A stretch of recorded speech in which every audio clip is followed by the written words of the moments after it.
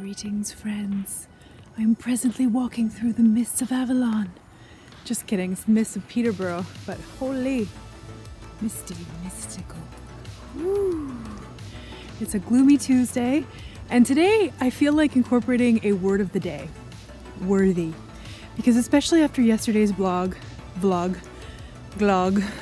whatever that was, the video, I am contemplating worthiness and contemplating a lot of my money experiences and contemplating how I can integrate my innate, divine, inherent worthiness into my everyday life. You know, because honestly, sometimes I feel like I have this secret world. With music, with videos, even with the internet, and with certain friends where I feel like I can be my true self. But then I go into this big world where there's like cars and like garbage pails and buildings and people who don't get it and think I'm weird, and it affects me a little bit. So I'm doing my best to courageously step out as my true self in full knowledge and appreciation of my worthiness. And I hope it inspires you to do the same too. You are not alone. We're in this together.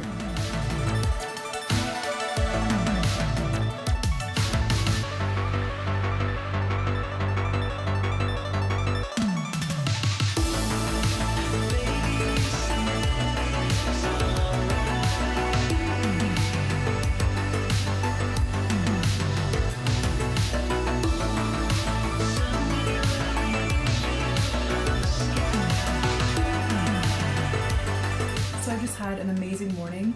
I went to a cafe in Peterborough called Cafina to work on my artist development plan for a project that I am applying for funding for.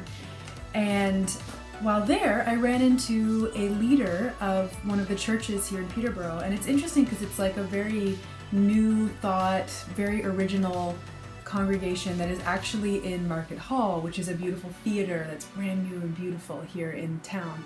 And anyways, I had such an inspiring conversation with this guy about the community there and how he started the church, and he asked me if I wanted to play music there, and I also proposed the possibility of potentially doing I don't know if I'd call it a sermon, but kind of like on YouTube when I just flow my inspiration. I feel really inspired to do that in a public speaking format and just see how wisdom channels through like this light, if it wants to, if it's in my highest good, and if I can be of service to people in this way, I'd love to. Like, I feel like with music, I already kind of know how to do that, but the next level is speaking as well. I'm really excited about that. And I've been contemplating a lot about leadership lately, and one of the greatest quotes that I heard recently was that leadership is not about status, leadership is about service. And that's really my intention if I am granted opportunities to speak publicly, and even on this channel, to have the honor of having people watch my videos and take time out of their day to receive something from me. Like, my intention is to be of service to you, to empower you, to inspire you, to enliven and enlighten you.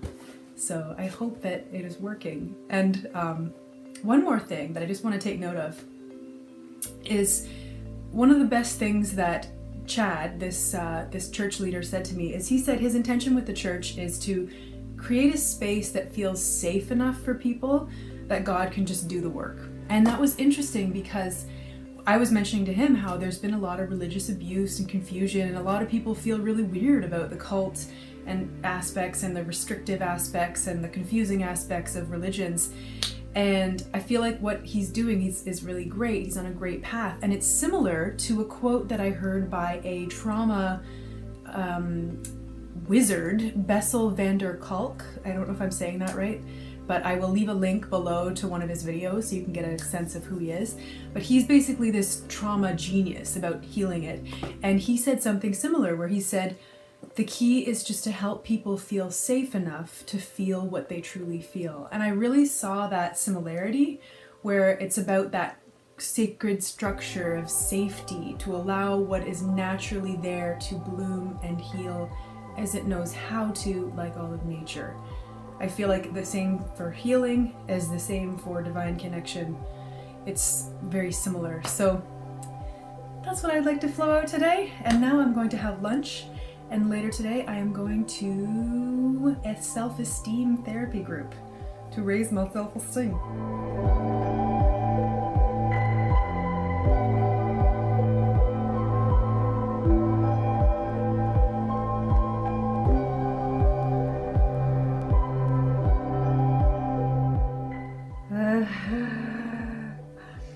So I just came back from the group and I feel so tender because I cried, I healed, I opened up my heart. I, for some reason, just had this welling up of emotion during the conversation about self-esteem, about my own lovability, and how deep down the parts of me that were abused feel very unlovable, and also feel like it's hard to imagine that there would be someone or even, well, I'm speaking directly of like a potential partner. It's hard for me to believe that someone would actually love those parts of me. And a person in the group said a really beautiful thing. She said that the right people, the right person will love me even more because of that, and because of the resilience and the strength. And I forget all the rest of the stuff she said, but it was beautiful, and it felt like a seed of light that I planted in my heart, and I'm going to keep watering it and nourishing it and watering it and nourishing it and watering it and nourishing it.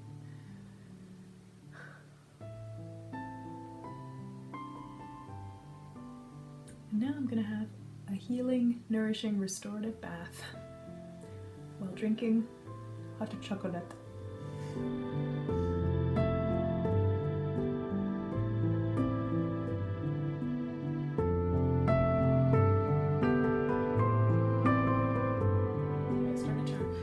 Read more of this book. It's actually amazing. Like, it's so magical and colorful, and the way that this person writes is kind of how I would write fiction, like really magical and rich. It's like every word is filled with like a lot of energy. So maybe I'll do some more reading. Oh man. But yeah, I just want to say one more thing, is that these vlogs, sorry if it seems kind of whiny and like emotional, like maybe that's not your thing, but to be honest, like this is just what I need to do to heal, and I feel like it will help some people who need to know that they're not alone, and to know that their feelings are valid, and that we're in this together, and we don't have to act perfect all the time. In fact, it serves no one except an illusion that isn't real anyways. Like, it's important to be authentic, and that's the kind of world I want to live in. A world where we can be soul to soul and honest and